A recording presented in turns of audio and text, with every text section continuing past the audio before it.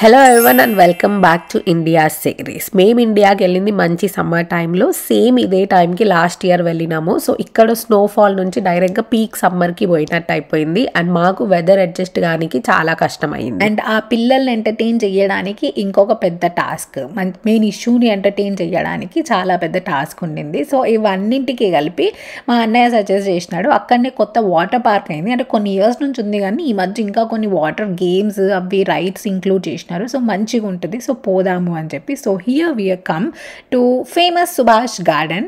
నిజామాబాద్లో ఈ మధ్యలో బాగానే పోతున్నారు అందరూ, స్కూల్స్ నుంచి కాలేజెస్ నుంచి అట్లా చాలానే తీసుకొని పోతున్నారు.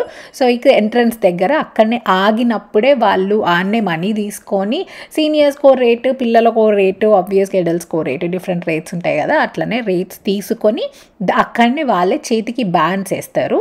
సో ఫుడ్ కూడా అక్కడనే ఇంక్లూడెడ్. వెజిటేరియన్ ఫుడ్ అయితే కనుక అదే ఏదైతే టికెట్ కొనుక్కుంటున్నామో మనం దాంట్లోనే ఇంక్లూడెడ్. నాన్ వెజ్ కావాలంటే కనుక ఆడనే ఉంటుంది, చిన్నగా ఫాస్ట్ ఫుడ్ అలా కైండ్ ఆఫ్ చిన్నగా ఉంది, ఆడనే చేసిస్తారు. ఏమైనా కావాలి అంటే దానికి సపరేట్ రేట్ అన్నమాట. But it was so fun. Actually నేను పోతున్నప్పటి నుంచి నాకు పెద్ద ఎక్స్పెక్టేషన్ లేకుండే, ఎందుకంటే నేను ముందు స్విమ్మింగ్ పూల్స్ ఏవైతే చూసినానో, అట్లీస్ట్ నిజామాబాద్లో నేను చూసిన స్విమ్మింగ్ పూల్స్ అవి పెద్ద హైజీన్ ఉండకపోతుంది. అయ్యేసరికి ఇప్పుడు వాటర్లో ఇంతగా పోయి వాటర్లో మొత్తం ఆడితే కనుక అంత హైజీనిక్ ఉంటుందా లేదా, ఎట్లుంటుంది అన్నది కొంచెం నాకు డౌట్ ఉండింది. బికాస్ ఏదో కెనడాకి వచ్చినాక నాకు ఇది అయింది అని కాదు, ముందు నుంచి అయినా నాది కొంచెం సెన్సిటివ్ స్కిన్. ఇంకా పిల్లల్ని కూడా పట్టుకొని పోతున్నాం కాబట్టి ఎట్లుంటుంది అన్నది కొంచెం ఆలోచిస్తూ ఉండినాము. But to my surprise water was very fresh, మంచిగా నీట్గా ఉండింది. అట్లీస్ట్ మేము పోయిన రోజైతే మాకైతే మంచిగా అనిపించింది. మంచి place to enjoy a day, morning నుంచి ఈవినింగ్ వరకు మంచిగా పిల్లలతోని ఫ్యామిలీతోని మంచిగా ఎంజాయ్ చేయొచ్చు. ఎంట్రన్స్లోనే ప్లే ఏరియా ఉండింది, అవి దాటి వెళ్తే కనుక ఇట్లా ఎంట్రన్స్ లాగా కొంచెం అక్కడ నుంచి ఆ వాటర్ పార్క్ ఏరియా స్టార్ట్ అన్నట్టు. అండ్ ఆ తర్వాత ఇట్లా ఫోటో బూత్స్ పెట్టినారు, మంచిగా ఉండినాయి ఫొటోస్ దిగడానికి, మంచి ఫోటోజెనిక్ ప్లేసెస్ అన్నమాట. లోపల కూడా అట్లాంటివి చాలా ఉండినాయి. అండ్ అక్కడనే పక్కన చేంజింగ్ రూమ్స్ ఉండినాయి. I thought this could be better, ఎందుకంటే ఆ రోజు ఇంకెక్కువ మంది జనాలు లేరు కాబట్టి ఓకే ఉండింది, కానీ ఎక్కువ మంది జనాలు ఉంటే కనుక this would be so clumsy and కొంచెం నీట్గా ఉండదు అన్నట్టు నాకు అనిపించింది. This could have been better. And washrooms కానీ ఇవి this could have been better. Dresses మనం తీసుకొని వెళ్ళొచ్చు, వాళ్ళకి కొంచెం డ్రెస్ కోడ్ ఉంది, నైలాన్ డ్రెస్సెస్ అవి ఉండాలి అని చెప్పి, వాటర్లో కదా, సో ఆబ్వియస్గా we have to maintain the dress code అని. సో ఆ డ్రెస్సెస్ మీ దగ్గర ఉండి మీరు తీసుకపోతా అంటే కనుక తీసుకపోవచ్చు, లేదంటే కనుక అక్కడనే రెంట్కి తీసుకోవచ్చు డ్రెస్సెస్. మనం డ్రెస్సెస్ తీసుకున్నప్పుడే దానికి కొంచెం ఎంతైతే అమౌంట్ ఉందో దాంతో పాటు కొంచెం అడ్వాన్స్ అమౌంట్ కూడా తీసుకుంటారు. బట్ మనం డ్రెస్సెస్ వాపస్ ఇచ్చేసినప్పుడు అడ్వాన్స్ అమౌంట్ ఇచ్చేస్తారు అండ్ డ్రెస్ ఏదైతే ఛార్జ్ ఉందో రత్ని. అండ్ లోపలికి వెళ్ళగానే ఇంకా వాటర్లో ఆడుకోవడానికి, అండ్ సమ్మర్ కాబట్టి వాటర్ టెంపరేచర్ కూడా చల్లగా లేకుండే. ఫస్ట్ లోపలికి కొంచెం అనిపిస్తుంది కదా చల్లగా తలిగినట్టు, అట్లా ఉండే కానీ వాటర్ అయితే చల్లగా లేకుండే, మంచి ఎండలా కాబట్టి హాయిగా ఉండింది యాక్చువల్లీ వాటర్లోకి పోయినాకనే.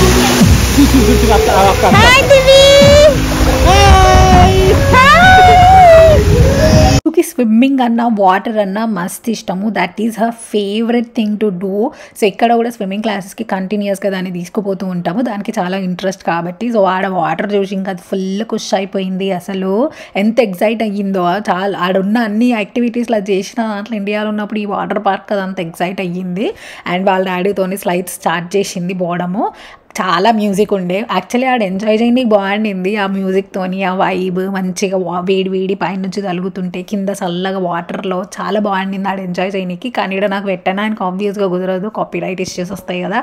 సో అందుకే నేను ఎక్కువ పెట్టను, డైరెక్ట్ ఆడియో అక్కడిది నేను డైరెక్ట్గా మోస్ట్లీ పెట్టలేను, బికాస్ మొత్తం సాంగ్స్ ప్లే చేస్తూ ఉండినారు, మంచి మంచి తెలుగు సాంగ్స్, మంచి ఎంజాయ్ చేయడానికి వైబ్కి అయితే సూపర్ ఉండింది. నేను ఆ రోజు గోప్రో తీసుకోవడం మర్చిపోయి ఉండినాను. సో అందుకే ఇంకా నా ఐఫోన్తోనే ఎక్స్పెరిమెంట్స్ చేస్తూ ఏంటేంటో వీడియోస్ రికార్డ్ చేయడానికి ట్రై చేసిన అనమాట. నేను ఐఫోన్ కూడా వాటర్ ప్రూఫ్, మరి కొంచెం వాటర్ తగిలినా ఏం కాదు కాబట్టి సో దాంతో కొంచెం ఎక్స్పెరిమెంటల్ చేసినాను. This ride was so good. ఇది కొత్తగా అయ్యిందంట, సో అడల్ట్స్ కి ప్రాబ్లం లేదు కానీ చిన్న పిల్లలకి మాత్రం హైట్ చెక్ చేస్తారు, చేసి ఎవరైతే ఎలిజిబుల్ ఉంటారో వాళ్ళకి అలౌడ్ ఉంటుంది.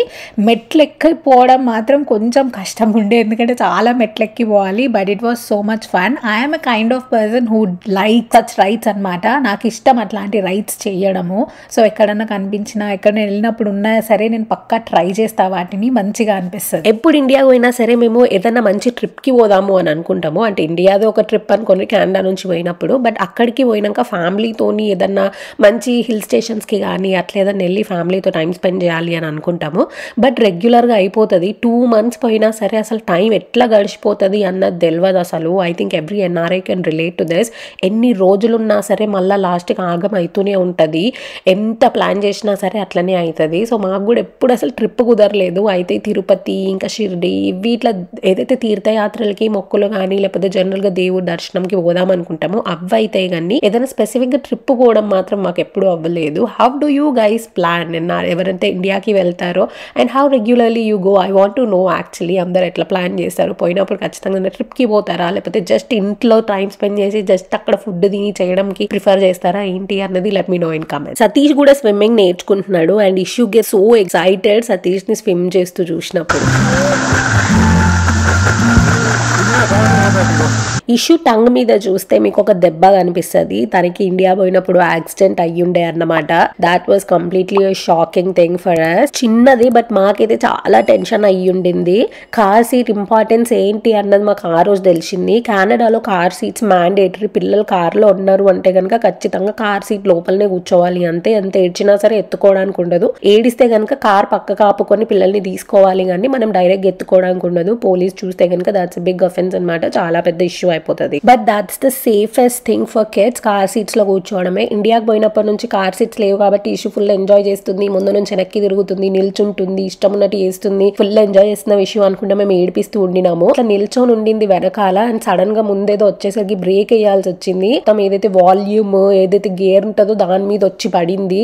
నాలుకకి కరెక్ట్ గా సిస్టమ్స్ ఏదో బటన్ ఉంటుందో అది తగిలి కట్ అయిపోయింది. ఫుల్ బ్లడ్ వచ్చింది. చాలా టెన్షన్ అయ్యింది మాకు. వెంటనే హాస్పిటల్ కి తీసుకొని పోయినాము. 2 పీడియాట్రిషియన్స్ కి చూపెట్టినాము అండ్ ఒక ఈఎన్టీ స్పెషలిస్ట్ కి కూడా చూపెట్టినాము. సో వాళ్ళందరూ చూసినాక కట్టు మధ్యలోనే అయింది కాబట్టి అండ్ టంగ్ కి కాబట్టి దానికి అదే అతుక్కుపోతుంది మెల్లగా. బట్ కొంచెం టైం పడుతుంది అని చెప్పినారు. అండ్ ఆ పెయిన్ పోవడానికి దానికి కొంచెం మెడిసిన్స్ ఇచ్చినారు. అన్ని రోజులు కొంచెం కారం తినకుండా ఉంటే సరిపోతుంది అని అన్నారు. మేము ఫస్ట్ పోయిన పీడియాట్రిషియన్ అయితే స్టిచెస్ వేయాలి అన్నాడు. అంత చిన్న పిల్లకి సర్జరీ చేసి స్టిచెస్ అన్నాడు. చాలా భయం వేసింది మాకు. బట్ ఇంకొక సెకండ్ ఒపీనియన్ తీసుకుందామని మళ్ళీ సెకండ్ పీడియాట్రిషియన్ కి అండ్ ఈఎన్టీకి చూపిస్తే అప్పుడు వాళ్ళు ఓకే తగ్గిపోతుంది అన్నారు. 1 week మొత్తం తనకి కారం ఇయ్యలేదు అసలు. సో యా అట్లా అయ్యింది మాకు. అదొక బ్యాడ్ ఎక్స్పీరియన్స్. ఇంకా బ్యాక్ టు వాటర్ పార్క్ వస్తే కనుక ఇది ఫుడ్ ఏరియా. అక్కడ కంప్లీట్ క్యాంటీన్ ఏరియా అనమాట. లంచ్ టైం అయ్యేసరికి వాళ్ళకి చెప్తారు, అనౌన్స్ చేస్తారు దట్ లంచ్ పోయి తినొచ్చు అని.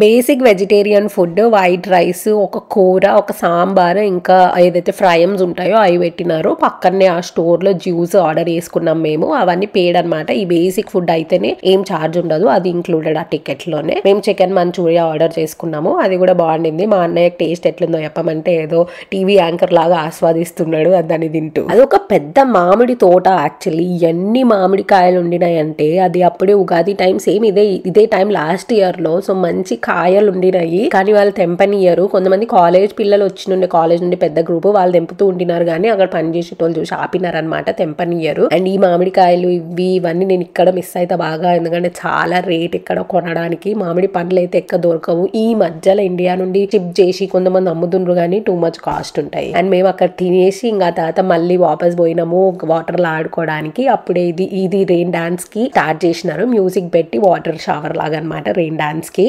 అండ్ ఆ పిల్లలు ఏవైతే పక్కన ఉన్నారో వాళ్ళైతే ఫుల్ ధూమ్ ధామ్ ఎంజాయ్ చేస్తూ ఉండినారు. ఇష్యూ ఇంకా దివి కొంచెం హెసిటెంట్ గా ఉండే. ఎందుకంటే వాటర్ మొత్తం ఫేస్ మీద పడుతూ ఉండినాయి కాబట్టి ఆ లెక్క చెయ్యాలి. ఏదో మేము కొంచెం ట్రై చేసినాం వాళ్ళతో చేపియడానికి. ఇంకా తర్వాత మళ్ళీ నార్మల్ పూల్లోకి వెళ్ళిపోయి ఆడుకున్నాము.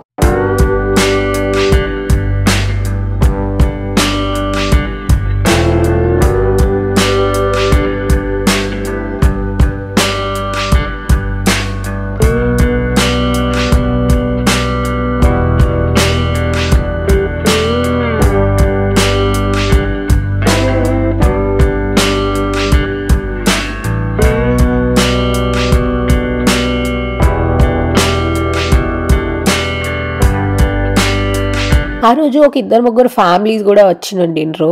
ఈ మధ్యలో పేరెంట్స్ చాలా ఓపెన్ అవుతున్నారు కదా, అంటే మేము చిన్న ఉన్నప్పుడు పేరెంట్స్ కొంచెం ఇట్లా వాటర్ పార్క్స్కి తీసుకుపోవడం కానీ అవి, అంటే అంత ఫెసిలిటీస్ కూడా అవైలబుల్ లేకపోతుండే అప్పట్లో, ఇంత టెక్నాలజీ లేకుండే ఆబ్వియస్గా. ఇన్నిగా బయటకు తిరగడానికి చేయడానికి రెస్టారెంట్స్లకు పోనీకి. నాకైతే పేరెంట్స్తో రెస్టారెంట్స్కి నేను చిన్నగా ఉన్నప్పుడు పేరెంట్స్తో రెస్టారెంట్స్కి పోయి చేసింది పెద్దగా గుర్తులేదు. అన్ని రెస్టారెంట్స్ కూడా ఉండకపోతుండే, అంత ఎక్స్పోజర్ ఉండకపోతుండే. కానీ ఇప్పుడు పిల్లలకి అన్నీ తెలిసి అండ్ పేరెంట్స్ కూడా ఓపెన్ ఉంటున్నారు. ఏ రెస్టారెంట్కి పోయినా సరే ఫ్యామిలీతోని పేరెంట్స్ తీసుకొని వస్తున్నారు. అంటే మేము పేరెంట్స్ అయినట్టు అట్లా ఈ జనరేషన్ కాకుండా ఇప్పుడు కాలేజెస్లో ఉంటారు కదా, హై స్కూల్స్లో కాలేజెస్లో ఉంటారు కదా, ఆ ఏజ్ పిల్లలు ఉన్న వాళ్ళు కూడా పేరెంట్స్ చాలా ఓపెన్ అయినరు, which is I feel a very good thing. ఆ తర్వాత డ్రెస్సెస్ చేంజ్ చేసుకొని ఏవైతే రెంట్కి తీసుకున్నామో ఆ డ్రెస్సెస్ వాళ్ళకి ఇచ్చేసినాము అండ్ కొన్ని ఫొటోస్ దిగినాము. ఇట్లాంటి photo booths as a set చాలా బాగున్నాయి యాక్చువల్లీ. ఇంకా కొంచెం మంచిగా అక్కడనే రెడీ అయ్యే ఓపిక టైం ఉంటే గనక ఇంకా బాగుంటది. ఇంకా మా ఇష్యూ మళ్ళీ ఉరకడం స్టార్ట్ చేసింది, అటు ఇటు పడింది యాక్చువల్లీ అంతా రన్ చేస్తూ. బట్ ఇంకా అక్కడ అన్ని ఆటలు అవి స్లైడ్స్ ఉన్నాయి, స్వింగ్ ఉంది అని చెప్పి పట్టుకొని వచ్చేసినాము. అండ్ పిల్లలిద్దరు కాసేపు అక్కడ ఆడుకున్నారు అండ్ నేను కూడా కొంచెం చాట్ దొరికిందని ఉయ్యాలోగిన. ఇంకా కాసేపు పిల్లలు ఆడుకోగానే ఇంకా ఇంటికి స్టార్ట్ అయిపోయినాము. That's how our day went. It was a fun day actually. మంచి ఎండ టైం కాబట్టి వాటర్లో ఎంజాయ్ చేసినాము అండ్ పిల్లలు కూడా they had very good time.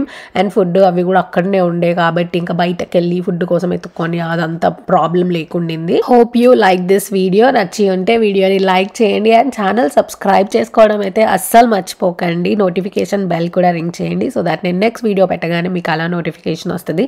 And do share it with your NRI friends who travel to India or who are missing India. There is a lot of interesting content I'm planning. చాలా ideas ఉన్నాయి కానీ కొంచెం ఛానల్కి reach పెరిగితే నాకు కూడా కొంచెం encouragement ఉంటుంది to post more videos and రెగ్యులర్గా పోస్ట్ చేయడానికి. So do subscribe to the channel and do share it with your friends. See you in the next one. Until then, stay happy and stay along.